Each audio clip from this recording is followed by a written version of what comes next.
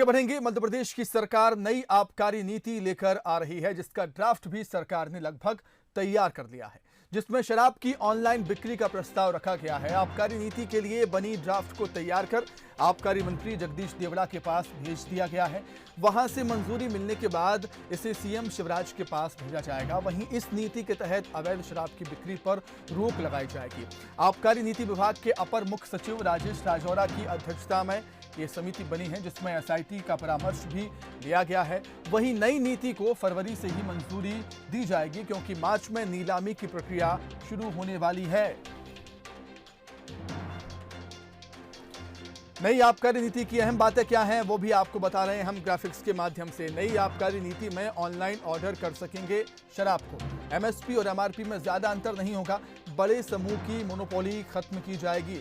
शराब ले जाने वाले कंटेनर को इलेक्ट्रॉनिक लॉक में रखा जाएगा। सभी महत्वपूर्ण पदों पर तैनात कर्मचारी रोटेशन मोड पर तैनात होंगे।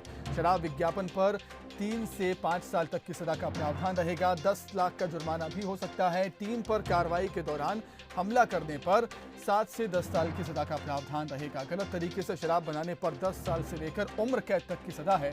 जहरीली शराब से किसी की अगर मौत होती है तो आरोपी को उम्र कैद भी हो सकती है।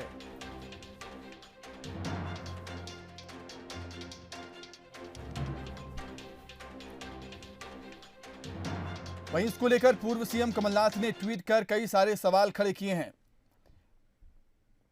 और पूर्व सीएम कमलनाथ कहते हैं कि शराब व्यवसाय को लेकर सरकार तरह तरह की बातें करती है। अब सरकार शराब की होम डिलीवरी की तैयारी कर रही है।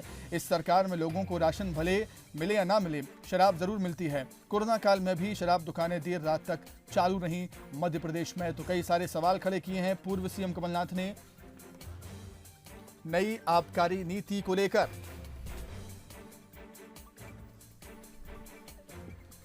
तो देखिए, मध्य प्रदेश में सरकार नई आबकारी नीति लेकर आ रही है और उससे सियासी हलचल भी तेज हो गई है। सियासत भी उस पर देखने को मिल रही है। विपक्ष हमलावर है। पूर्व सीएम कमलनाथ ने नई आबकारी नीति को लेकर सवाल खड़े किए हैं। ट्वीट कर वो कहते हैं कि इस सरकार में लोगों को राशन ना मिले, लेकिन शराब जरूर मिलती है।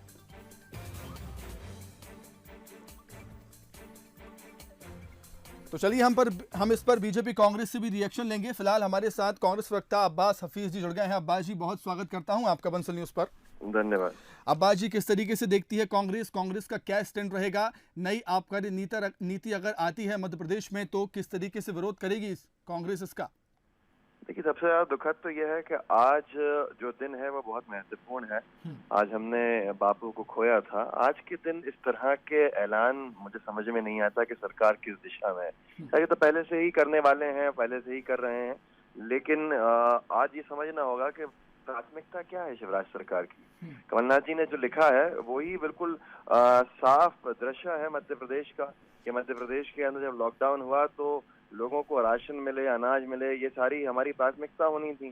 पर बुला बुला के जबरदस्ती दुकानें खुलवाई गई शराब की। आज मध्य प्रदेश के अंदर भाजपा सरकार को अपनी आय बढ़ाने का सिर्फ एक ही जरिया दिखता है क्या, जिसके लिए कुछ भी करेंगे। तो हमारे वक्त भी बहुत प्रदर्शन, बहुत विरोध भाजपा कर रही थी, और हमने जब जनता के मन को जाना, जनता के मन को देखा, तो हमने अपने बहुत से निर्णय वापस लिए। और आज आपको ऑल्टरनेट रेवेन्यू के सोर्सेज जनरेट करने की जरूरत है।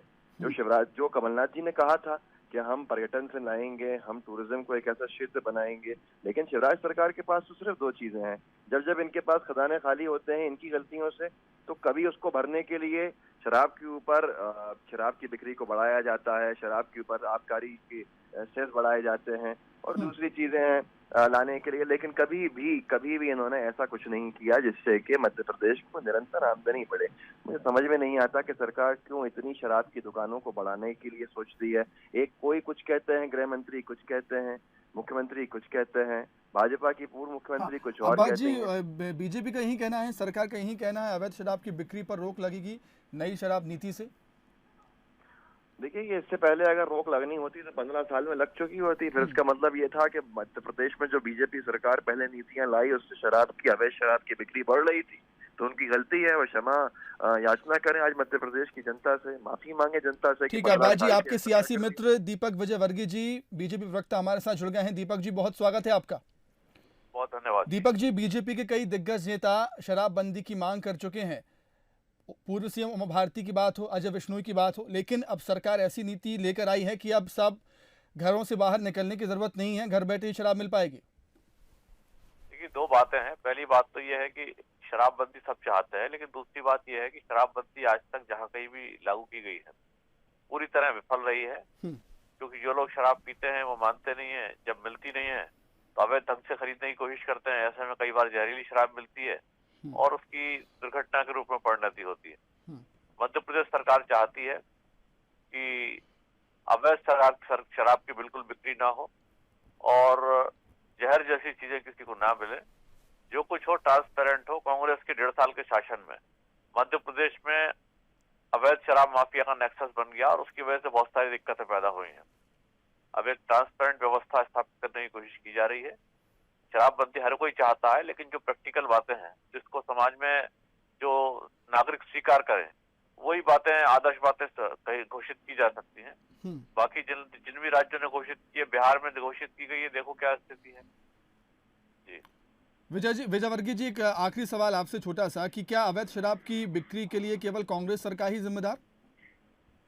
देखिए, ऐसा है कि खाली कांग्रेस सरकार जिम्मेदार नहीं है, लेकिन इस दौरान डेढ़ साल में बहुत बड़े पैमाने पे बढ़ गया, जिसके बारे में तत्कालीन जो मंत्री थे उनके उमंग सिंह, उन्होंने कहा था कि दिग्विजय सिंह और कांग्रेस के कई बड़े नेता शराब माफिया को संरक्षण दे रहे हैं और जिससे प्रदेश भर में अवैध शराब की बिक्री बढ़ गई है। तो कांग्रेस के नेताओं ने कहा था, लेकिन खाली निश्चित तौर पर वो अकेले जिम्मेदार नहीं है। पुलिस प्रशासन के कई दूसरे लोग भी हैं जिनका संरक्षण इसको मिला है। गलत नीतियां भी जिम्मेदार हैं। तो ऐसी नीति बने जिससे कि अवैध शराब की बिक्री पूरी तरह से रोके और सारा जो कुछ भी हो रहा है वो ट्रांसपेरेंट तरीके से हो। ठीक है दीपक जी, आपका बहुत शुक्रिया। अब्बास जी, आपका भी बहुत शुक्रिया हमसे जुड़ने के लिए, तमाम चर्चा के लिए। तो मध्य प्रदेश सरकार नई आबकारी नीति लेकर आ रही है और उसको लेकर सियासत भी हमें देखने को मिल रही है। सरकार का तर्क ये है कि इस नीति के तहत अवैध शराब की बिक्री पर रोक लगेगी। वहीं विपक्ष इसको लेकर हमलावर है। विपक्ष का कहना है कि इस सरकार में लोगों को राशन भले न मिले, शराब जरूर मिलती है।